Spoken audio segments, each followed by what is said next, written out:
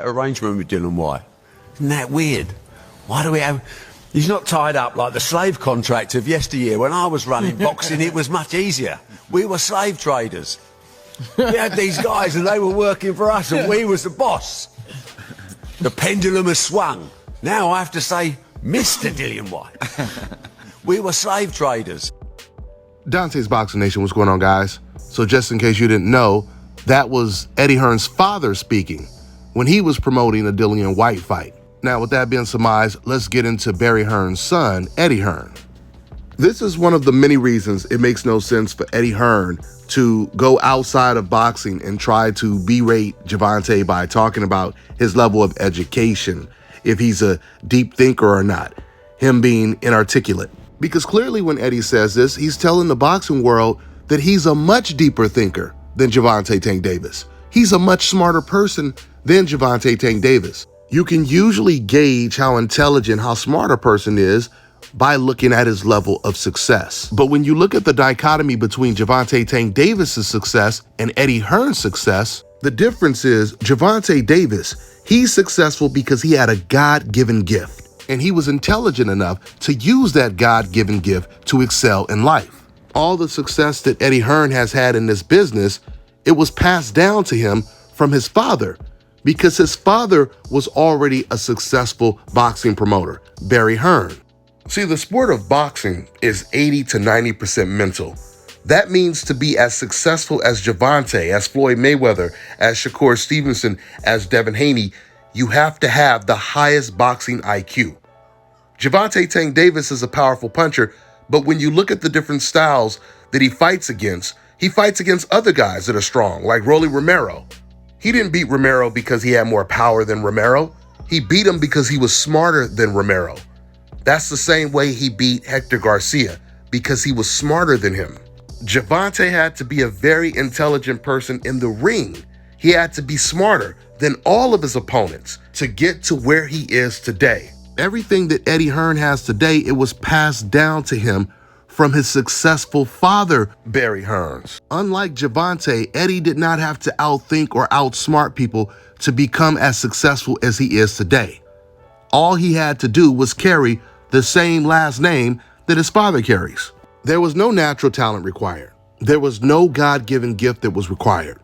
There was no deep thinking that was required. Eddie Hearn was asked in a recent interview to give his assessment on Gervonta's performance against Hector Garcia, and Eddie Hearn said that Gervonta is not a deep thinker and he is inarticulate.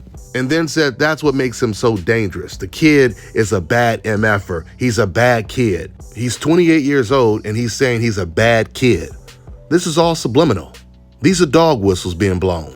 And when Eddie caps it all off by saying, this is what makes Gervonta so dangerous, you can tell at that point, Eddie Hearn is struggling to try to make it make sense, what he just said.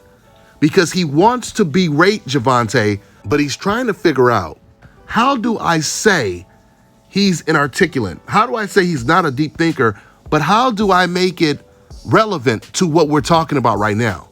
Oh, I know. I'll say that's what makes him so dangerous. That's what makes him a bad MFer, like Mike Tyson. So in other words, he's also saying the same thing about Mike Tyson. These are fighters that don't really have brains, but they have a lot of physical talent. One of the most racist people in the country today, Joe Rogan, he said almost the exact same thing. Joe Rogan had a guest on his show that was half black and white. And when a guy told Joe Rogan that he was half black and white, he said, oh, the best of both worlds, the white man's brain and a black man's body. And then he elaborated by saying the black man doesn't have the brain that the white man has. What Eddie Hearn said and what Joe Rogan said, these are white supremacist talking points. It's just Joe Rogan, he was more overt when he said it. Going back to Eddie Hearn, struggling to how he can make sense of discrediting Gervonta Tank Davis and make it relevant in a conversation that has absolutely nothing to do with how articulate you are, Eddie actually had a hard time articulating the point he was trying to make. So if we're comparing Gervonta to his peers, to other fighters today, he is one of the most intelligent people. And if we compare Eddie Hearn to his peers, other promoters' success, other businmen's success, We compare him to Al Heyman's success, to Golden Boy's success, to Top Rank success. When it comes to Eddie Hearn being a deep thinker in his own field, how much of a big thinker is he?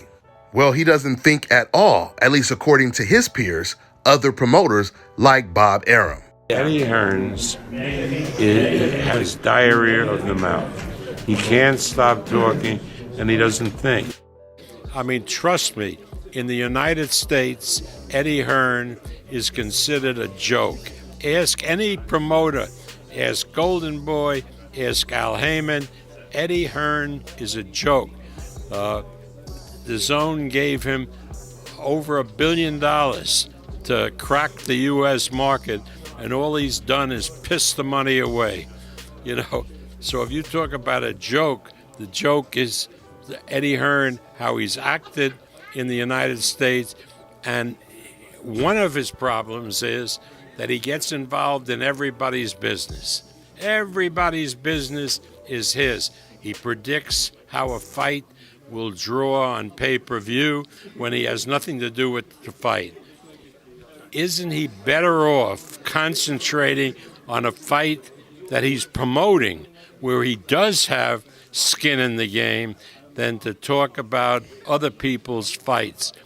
But no, because he can't, you put a microphone in front of him and it spews out a guy who can't control himself and just talks for the sake of talking. All right, now check this out, guys. If you're looking to repair eczema scars, burns and bruises, dark spots and blemishes, fever blisters, diabetic ulcers, this right here is the perfect product for you guys. It's called LO Decay Face and Body Oil. Athletes and top-ranking boxers, they're also using it after training to reduce swelling, inflammation, and to ease the pain. So get yours today. Go to lodecay.com, like them on Facebook, and follow them on Instagram. Let me tell you guys about Issa Israel Law Firm. It is a full-service legal practice based in Denver, Colorado, an emerging hub for combat sports and high-altitude training. If you're a fighter inside or outside of the ring and you need a law firm you can trust to fight for you, visit thefighterfirm.com or email help@iilawfirm.com. Legal representation is usually limited to plaintiffs or defendants in Colorado, but iFirm can help anyone in the world with trademarking their business name, logos, and U.S. immigration issues. This brother has been my attorney for a while and helped guide me through all kinds of business and civil issues, so make sure you guys go to thefighterfirm.com. Fellas, I've got some great news for you. If you've lost your hair or have a receding hairline, the time has come when you can finally get your hairline back through a process called scalp micropigmentation. So here's how it works. It's a hair tattoo that replicates the look of your hair follicles when you have fully shaved it down. So to get this hookup, make sure you follow and contact my man Scalp Carolinas on Instagram.